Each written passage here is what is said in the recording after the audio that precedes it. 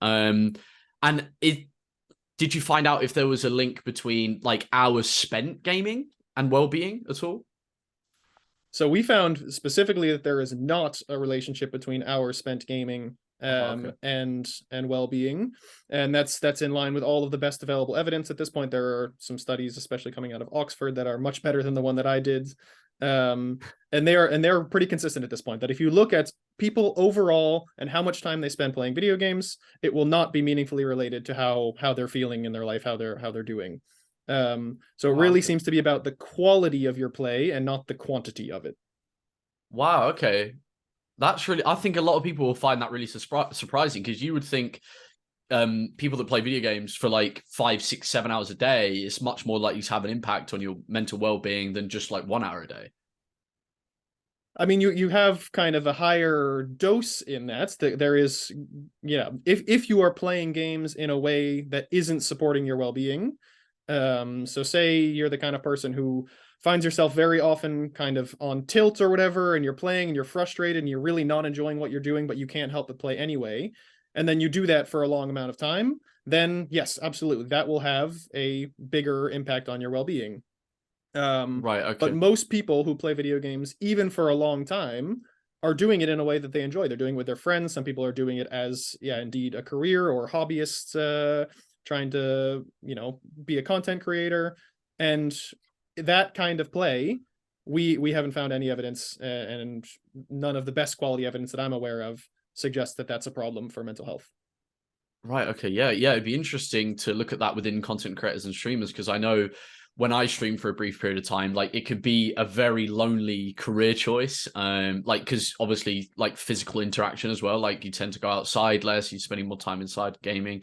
But like, do you think that escapism is then like inherently bad for gamers? And do you think that increases the chance of eventually becoming depressed?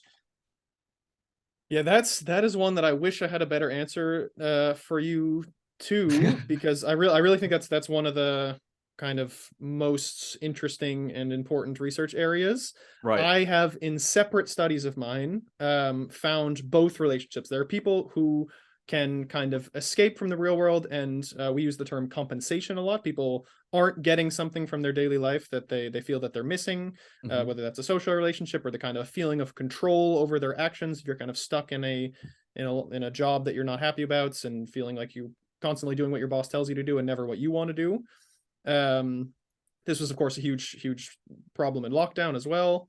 Mhm. And people who do that, we find in some cases it's really successful. They're able to get a lot out of gaming that they weren't getting from their daily life, and they feel better as a result. And they can, they report that in their own words, and you get really quite compelling stories of people saying that gaming was a vital lifeline for them. Yeah, Um, absolutely.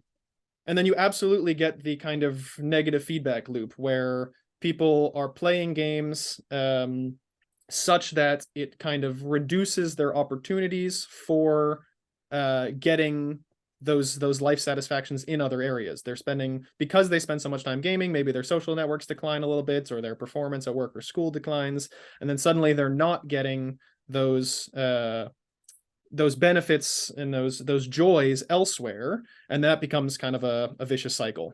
So I think it's too early to say much about whether escapism is good or bad per se. It definitely can go both ways, and it's hard to know exactly what determines which is good and which is bad. Yeah, absolutely. I agree because I think it's there's so many like variables, isn't there? I think that like I know certain games like I can imagine maybe that's more common escapism in games like VR and like MMOs, like where you have a character and you are perceived as that character. Kind of like the film. You ever seen Ready Player One? Yes, I have. Yeah, that was a great film. I always wished that that game was real. I want maybe one day it will be. But yes. Oh look, I think I seen someone called GVD in here. I haven't seen you in a while, Nick. I'm getting obliterated here in this game, by the way. I Um, got up to 2000, and then I got murked. oh I'm on the really? upper I'm on the upper right now. Should we team up? Yeah, okay. I'm coming up. I'm coming up. I haven't even worked out how you boost yet. Do you know how you boost? I get close to. Oh, there for you are. There you are. boosts. Yeah, okay. It's just being close to another.